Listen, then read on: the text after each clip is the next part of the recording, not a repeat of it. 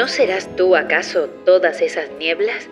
Ellas, la misma, su turbio lametón, sollozo, enorme, húmeda, lluvia, cetrina y mucha.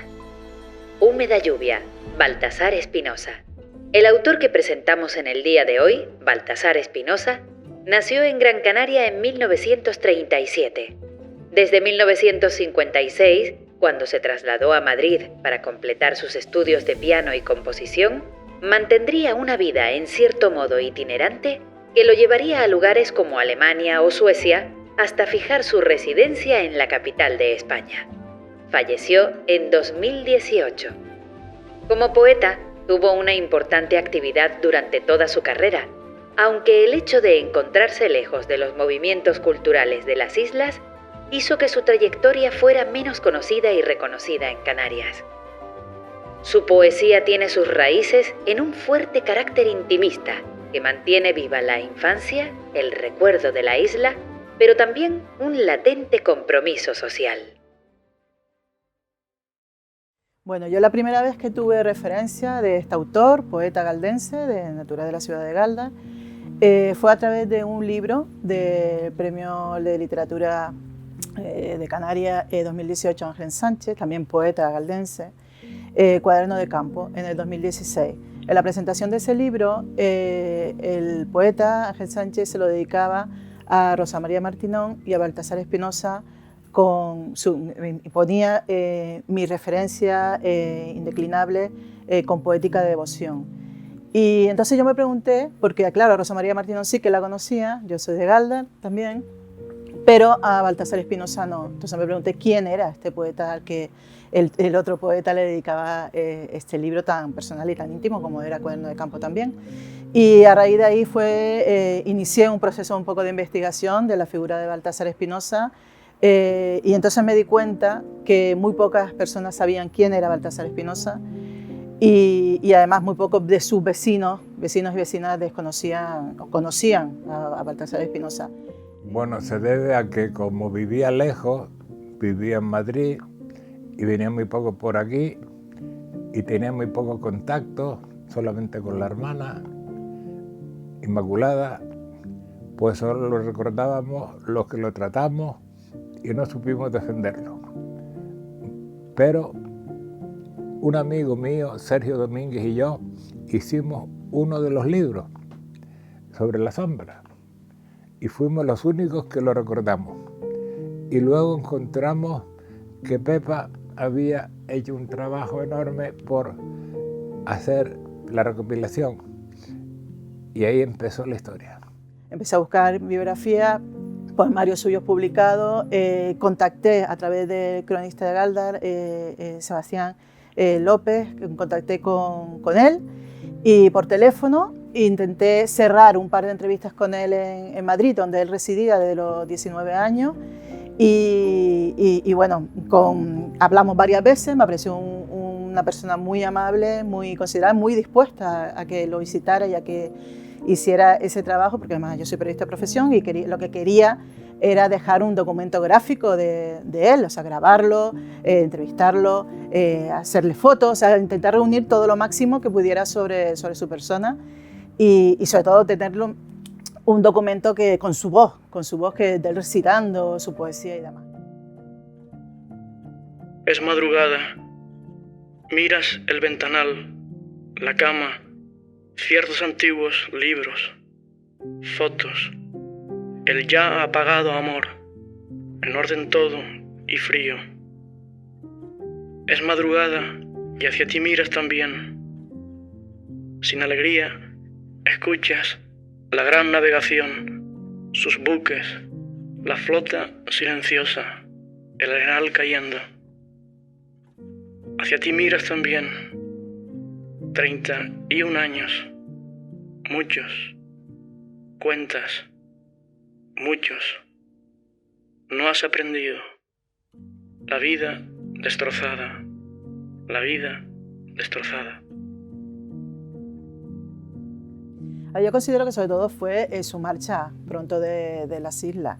Él obtuvo el segundo premio del Premio Tomás Morales de Poesía en el 74 y eso creo que fue un un impulso a que él continuara creando y continuara escribiendo. Pero él se marchó, como dije, con 19 años a estudiar, a continuar con sus estudios de musicología, que estuvo también estudiando en París y en Alemania. Y luego se inició una relación con la periodista, con su primera esposa, que era periodista de la agencia EFE, alemana. Y yo creo que eso ya hizo que se consolidara su vida, que hiciera su vida en Madrid. De hecho, los elementos insulares salen siempre. La mar, donde se bañaba, y eso lo marcó. La distancia lo hizo sublimar. Su poesía es sublimación de la infancia y de la juventud. Así que él tuvo siempre a Canarias con él, siempre. Se relacionó allí, se codeó allí con muchos de los poetas y escritores de su época. Sin embargo, yo creo que sí, el pasar de la vida, la distancia, el que ya perdieron un poco de contacto con los grupos poéticos de aquí, yo creo que eso sí que influyó para que él a lo mejor dejara de escribir. Yo creo, y también creo que hubo un poco de decepción personal por el tema de la poesía. Según me comentaba su propia esposa, ¿no?, Belén Alonso, él empezó a escribir para sí mismo y ya no tenía intenciones de publicar. De hecho, muchos de los poemas inéditos son inéditos, continuaron inéditos porque él no los publicó. Y cuando se hicieron algunos esfuerzos desde Canarias para contactar con él, no era una persona fácil de localizar, porque era una persona que también se movía mucho. Cogió la moto y se fue por toda Europa. Y la hija lo perdió de vista. Hablábamos de nuestra infancia en Galdar. Él era muy amigo de mi hermano mayor y de cómo escribía por la noche. Lo poco que salía, los espectáculos que veía, cómo iba al Teatro Nacional a ver las obras clásicas y cómo estaba al tanto de la literatura canaria porque le mandaban los libros. Lloras, no puedes más y lloras, y vas y sigues, y en la taberna ya, firme refugio, lento bebes. Muy claro ves que nunca será tuya la gran fe, la que más vale, la que hoy te lleva hasta estos muelles, diques, grúas, parduzcas, aguas, donde vives, sueñas, mucho añoras. Ebrio, regresas, otra vez en tu cuarto, tendido, enfermo de deseos, la atroz ciudad te pertenece. El existencialismo es una corriente filosófica que está muy cercana a lo que él piensa. La esencia precede a la existencia. Y eso está en la historia de la humanidad desde hace mucho, desde el poema de Gilgamesh. Después Sartre, Nietzsche, Camus, etc. La existencia trata de... sus poemas tratan de la vida interior, sobre todo la angustia vital, que dijo Unamuno, ¿no? Y eso es lo que expresa. Tenía un dolor interior profundo y un amor enorme por la vida. La poesía de Baltasar, a mí de las primeras cosas que me impactó fue este aspecto doliente de su poesía. Yo considero que la buena poesía es la poesía que te tiene que impactar cuando tú la lees como lector, como persona lectora, que te tiene que decir algo. Y a mí cada vez que lo leía me sentía incluso un poco de dolor. Es como una poesía un poco que te desgarra un poco por dentro. ¿Por qué? Porque su poesía es muy íntima, es muy personal, pero en la que tú también te puedes identificar perfectamente. Es una poesía que a mí me gusta calificarla de doliente.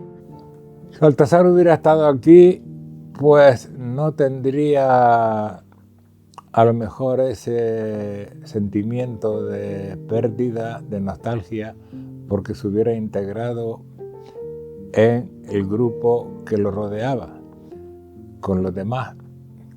Pero, de alguna forma, cuando fue a estudiar música a Madrid, le pasó lo que a los demás, lo que a Millares, a Chirino, etcétera, es decir, quería tener un vuelo exterior a su procedencia. Kedi trabajaba en Madrid, él tenía que vivir en Madrid, su trabajo estaba en Madrid. De vivir aquí, pues hubiera publicado seguramente más, y hubiera sido más conocido, y hubiera venido más por Galdar. Pero fue una pérdida tremenda tenerlo lejos. De hecho, durante muchos años no tuvimos pistas de él. Sergio y yo empezamos a buscarlo y dice que estaba con la moto, con una Vespa, en Checoslovaquia. Recorrió casi toda Europa. Ya le creció la barba, ya empezó a ser mayor, pero empezó siendo un tipo guapo. Y acabó, pues eso, un viejito ya. Y le echo mucho de menos. Gracias que salieron sus obras completas. Ya la gente podrá conocerlo y gozarlo. Un poeta extraordinario, de los grandes. Créanme.